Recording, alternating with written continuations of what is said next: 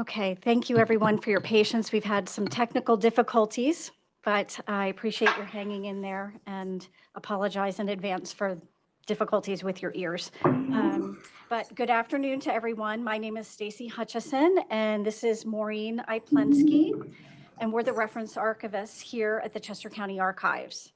We'd like to welcome you to today's program, Chester County Records Roundup, Introduction to Digital Access. Before we get started, just a few quick reminders. First, the Chester County History Center will be closed tomorrow and Saturday to host the Southeastern Pennsylvania National History Day competition for area junior and senior high school students. Also, the History Center has several upcoming programs in honor of Women's History Month. On March 26th, author and professor Alice A. Carter will discuss her research on Philadelphia artist Cecilia Beaux, one of America's greatest portraitists. March will also see the return of CCHC's Women's History Walking Tours on the 27th, 28th, and 29th at 6 p.m. Finally, if you have any questions during the program, please put them in the chat box and we'll make sure to ask them at the end of the program. If you enjoy these programs, a Chester County History Center membership might be a great gift idea for yourself or someone you love.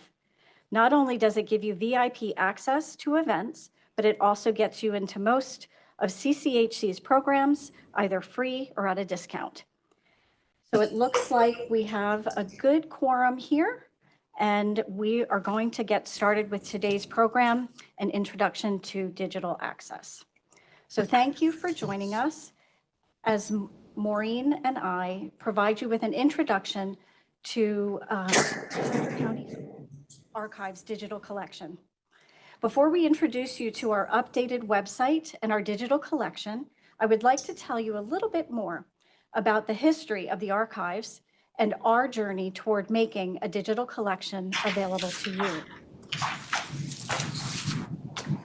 The history of the Chester County Archives begins in 1982, the year of the tricentennial,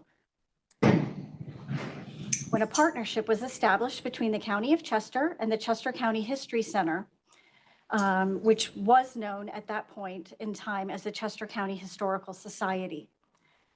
The goal of this partnership was and continues to be to preserve and make available the historic records of the Chester County government, and now that includes our digitized records. Currently located at the Government Services Center in Westchester, the Chester County Archives holds over 3,500 cubic feet of original public records, of which roughly 40% has been digitized. The Archives has been digitizing records for over a decade and has prioritized the digitization of often requested records, as well as those with high research value. This has allowed us to expand access while simultaneously preserving the originals. We hope that you will find that our digital collection will facilitate your property, genealogical, and local history research by allowing you to easily access historic information right from the comfort of your own home. Providing online access to digital records is a goal that we at the Archives share with the county's commissioners. Since 2007, Archive staff has been scanning documents using the scanner pictured on the right. In 2020, the county installed an updated scanner, which has allowed us to accelerate our scanning efforts. And because of technological advances, we have higher quality scans as well. We are currently digitizing both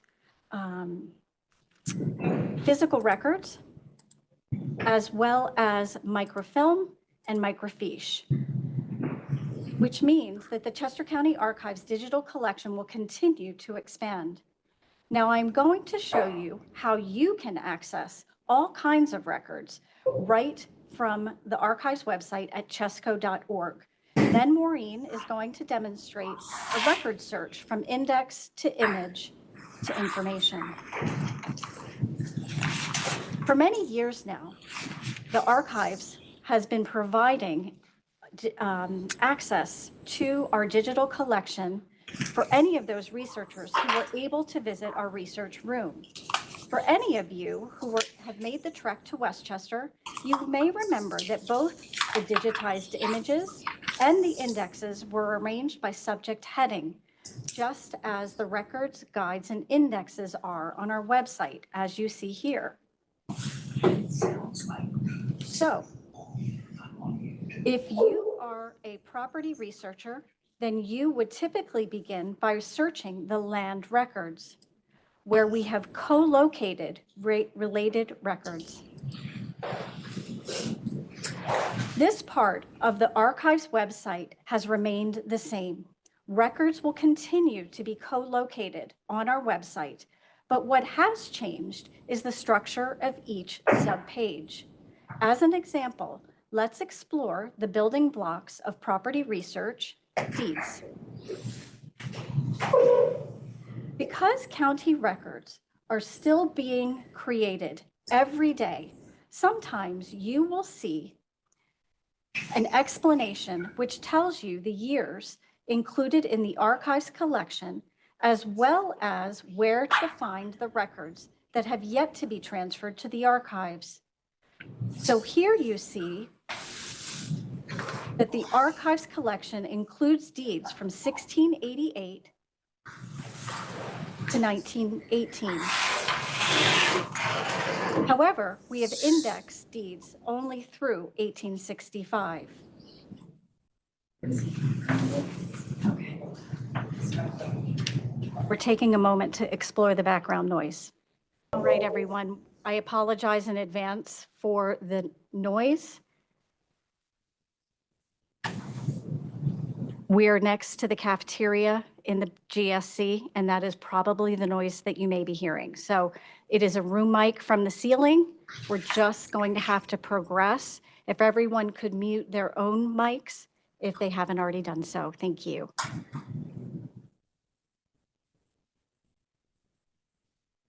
Okay. Where was I? I apologize.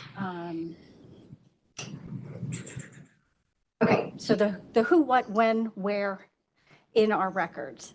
We're not transcribing records, but rather we're simply harvesting the pertinent details so that you as researchers can access the records more easily. As demonstrated here, there is no direct correlation between the existence of an index and the existence of records. But now, with digital access, you can explore deeds from 1866 to 1918 for yourself without leaving the archives website.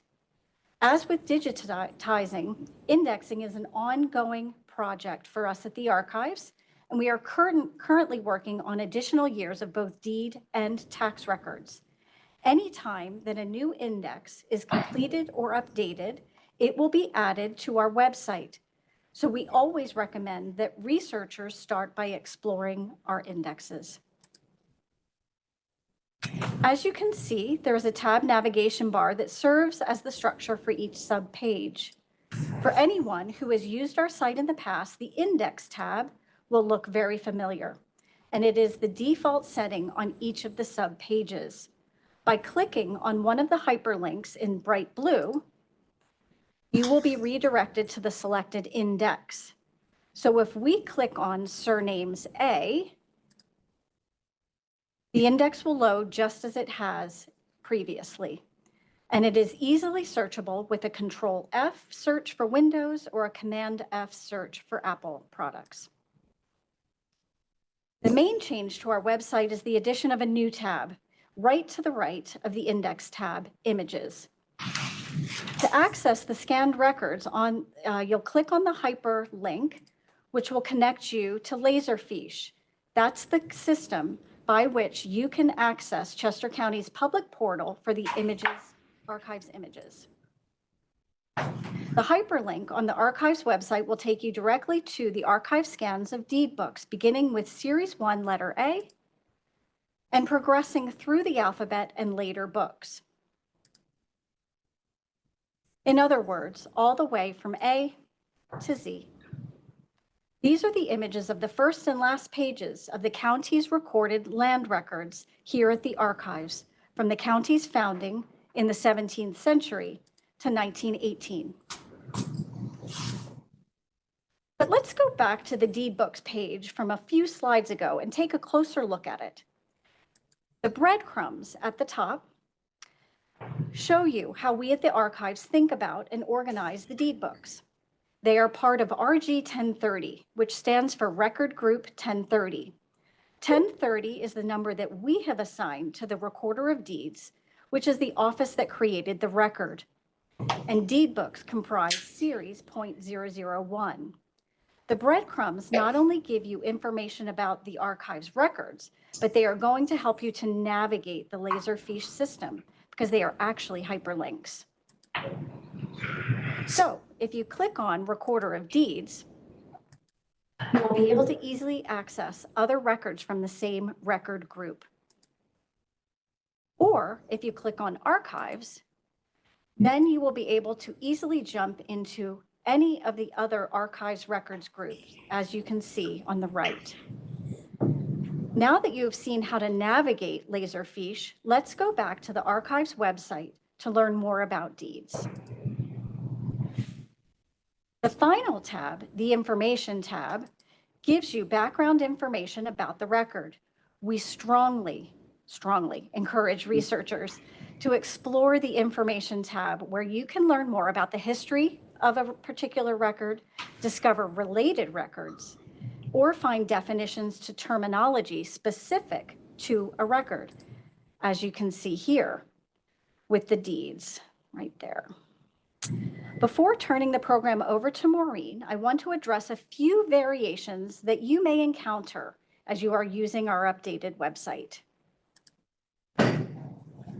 Earlier, I had shown you that there was a difference between the years of deeds in the archives collection and the years that we have indexed.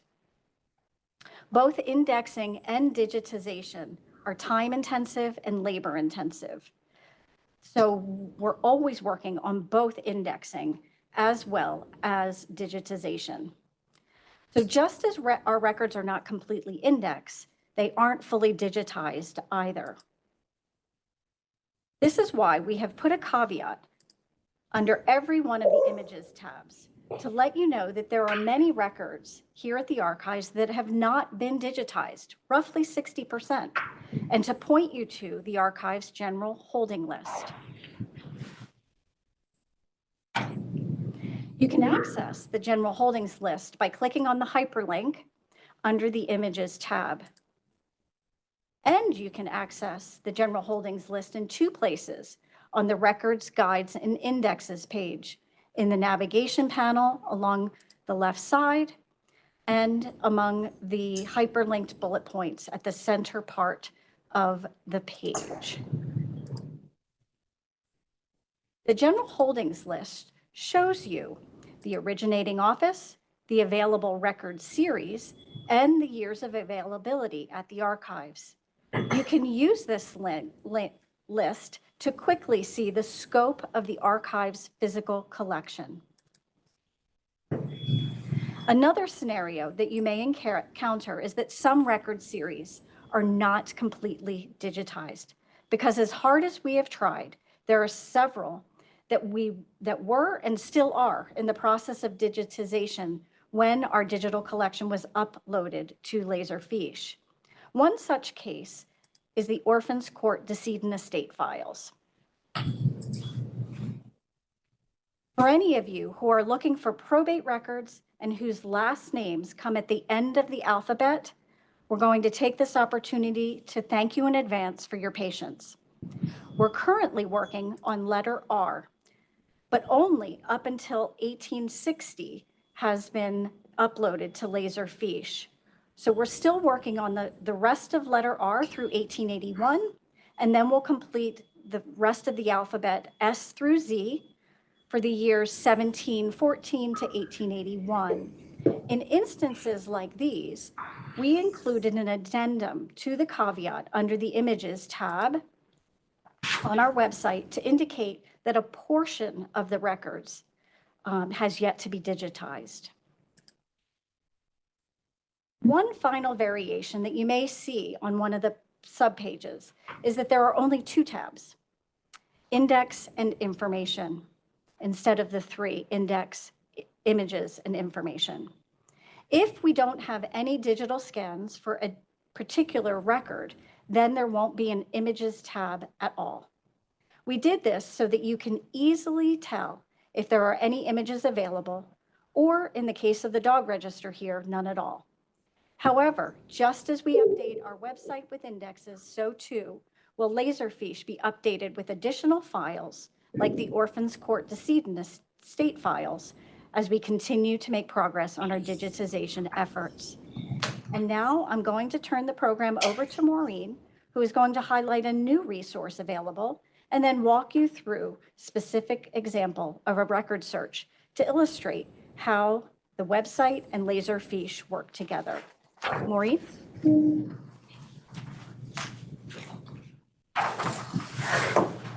Thank you, Stacy, and thank you everyone for showing up and being patient as we figured out those audio issues.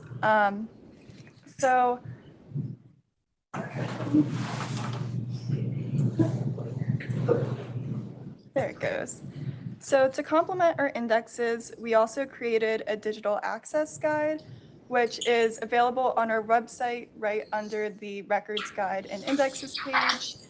And the guide, as Stacy mentioned, this doesn't include the entirety of our collection because about 40% of our collections are digitized. You can use this guide as a quick reference to see what specific collections are available online. And I also want to emphasize that this guide is a living document. As we scan more records and upload them to the digital access site, the guide will also be updated. So there are a few features I want to point out for you all. The collections listed in the guide are hyperlinked here to its corresponding index. So if you wanted to look at birth records, you would just click the birth, death, and marriages index there, and you can navigate to the correct index. You can also, sorry, one moment.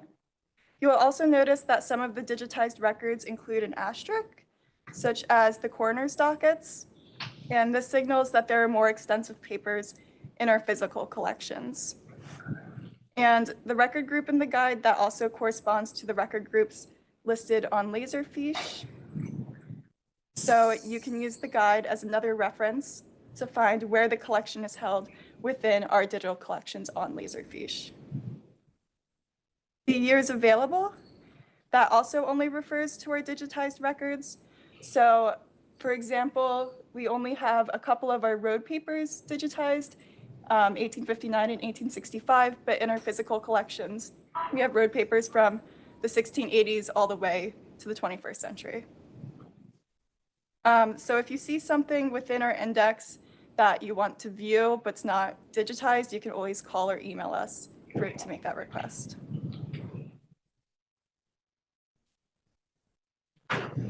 So the last few pages of our digital access guide include step-by-step instructions on how to identify records related to your research, so we'll quickly go over those steps today. The first step is to search your online index. If any of you have requested records from the archives, you're probably familiar with our indexes. They identify the location of a record within a specific collection. And for example, let's say I want to learn about Edward Walls, who was an early resident of Hinsonville, which was a free Black community near Lincoln University. To see if Edward owned any land in that area, I can go to our deed index here, which Stacy showed earlier is under our land records.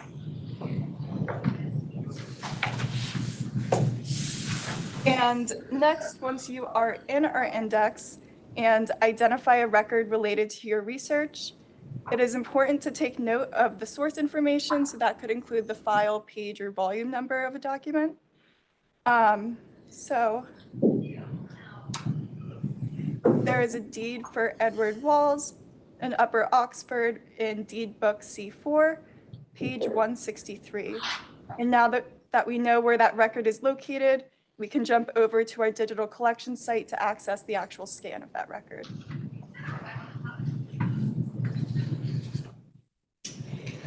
So we can quickly go to our Laserfiche by clicking the Images tab on our website and clicking the hyperlink that's listed there.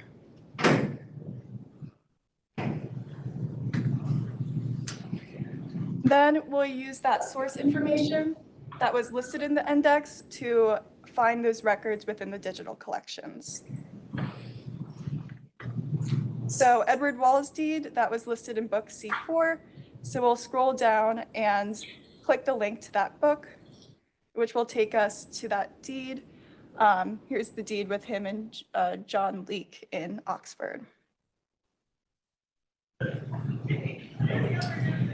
As a disclaimer, the page number listed under indexes corresponds to the page number that's on the physical document, and that number often doesn't correspond with what's listed on the Laserfiche PDF document. So you may need to scroll down or up or down a bit to find the correct page. In this instance, we're a little bit lucky because it's only off by one page, but in many instances, it's off by a dozen or so.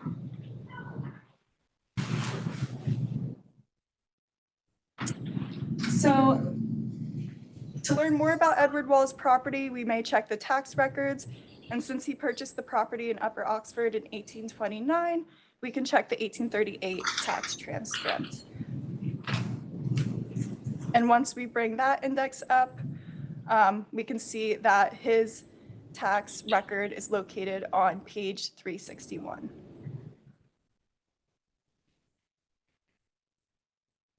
So again, we'll go back to the Laserfiche by clicking the link under that Images tab.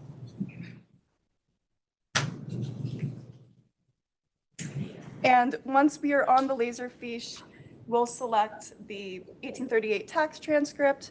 Taxes, they are organized alphabetically by township.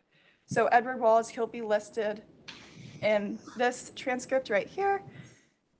And one caveat to that is if a township is labeled as east or west, such as East Nantmill, then you would be looking at that following word, Nantmill. So that would be in the N through W transcript.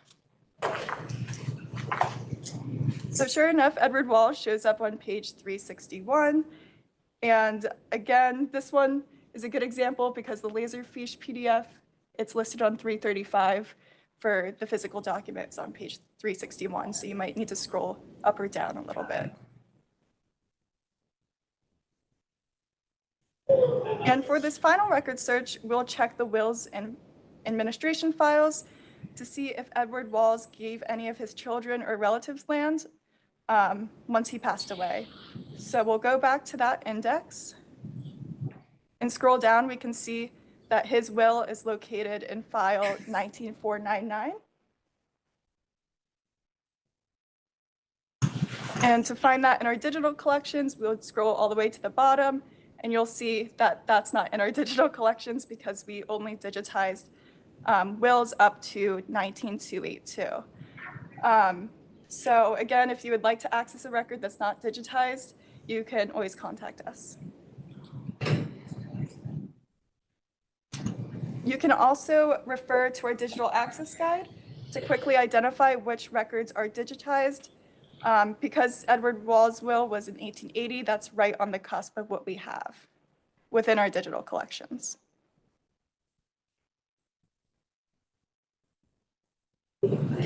We also have a few collections that are digitized but not indexed. You can find those also on the digital access guide, and they're available on the Laserfiche still for researchers to explore and browse if they want.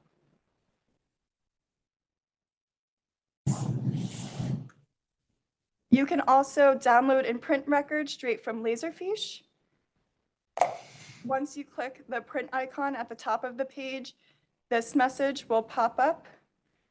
And the pages to print correlate with the page number within the Laserfiche.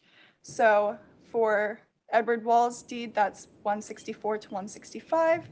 Print and download, and that'll automatically save as a PDF to your computer or if you want to print it out, you can do that as well. So before we conclude, I'll turn it back to Stacy, who will go over how to access the archive site itself.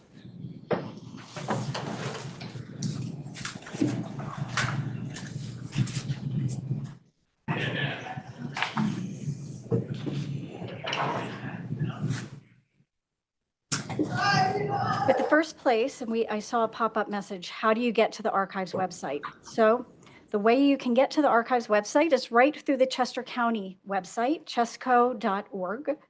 So to do that, you will just go type in chesco.org to your browser. And then you're going to hover or click on government, as you see there. And then you can select archives and records. It's the third down in the under departments, the first column. And it will take you right to the archives homepage. And you're going to select the top hyperlink for records, guides, and indexes, like that.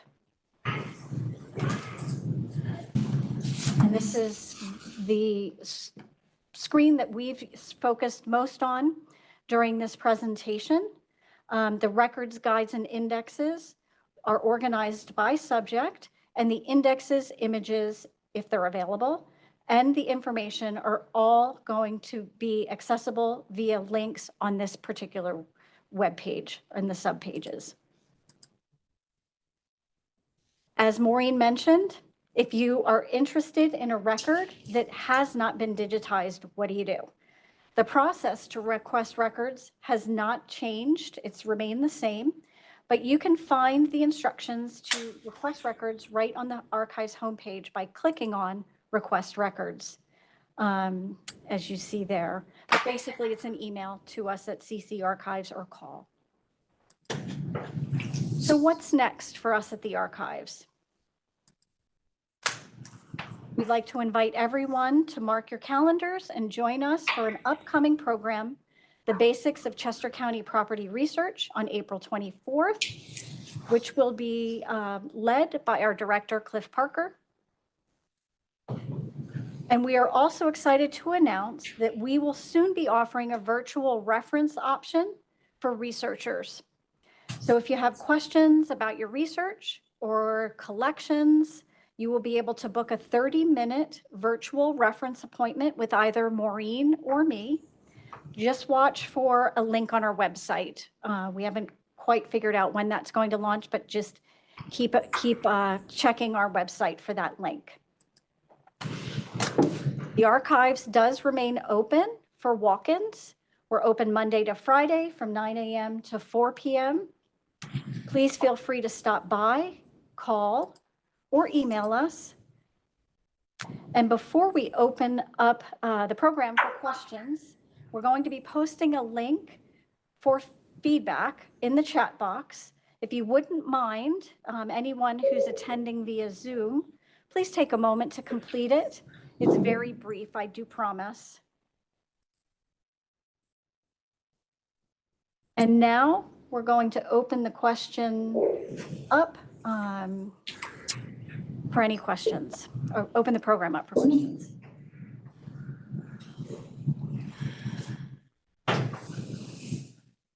Anybody in the room here have questions to ask?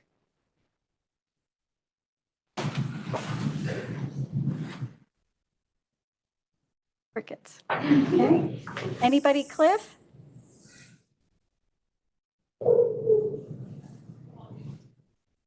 Yeah, I've been answering the few that have been popping up here. So let's see, does it cost to ask for a non-digitized document? We do have a base cost. It will vary based on the record that you are requesting. So the base, basically the framework we work under is that it is $5 for up to 10 pages of a document, and then 50 cents a page after that. So if you have a very large will, it might get a little pricey. But as I had mentioned earlier, we will be continuing the digitization and conversion processes so that digital collection will continue to grow, and that should also decrease the need for records requests in the future. I have a question from Christine. She says, can you review once you find an index like a deed? How do you get to the source to find the book and the image? Okay, so if I'm understanding, Christine, you would use your question, you would use the index, and there is reference information in each of the indexes. And then you will go back to the archives website under whatever record group it is that you're looking for. And then you would use the images tab to hyperlink into Laserfiche. And then you will search through the various, if it's a deed book, you just scroll down and find the deed book you're looking for. Anything from A1 to Z14 will be held at the archives digital repository. I have a question here in the room. If you went into your archives department in person because something is not already digitized, would somebody come out and say, yes, we found your physical copy of what you need? Are you then able to say, if you have something on your phone that could scan it, are you able to do that? Or do you have to wait for your digitizing? No, that's a very good question, and thank you for bringing that up. The question was, if it is a physical document only, can someone take photos or scan it with the telephone, and or do they have to wait for it to be digitized? And so the answer is the research room at the archives will remain open. I cover the mornings, Maureen covers the afternoon. We will be there to assist you with any of your research and records requests. If it has been digitized and is on our computer, you can make a PDF copy, but you won't need to do that. But we do allow people to take photographs with their telephone as long as the flash is off. Okay, thank you.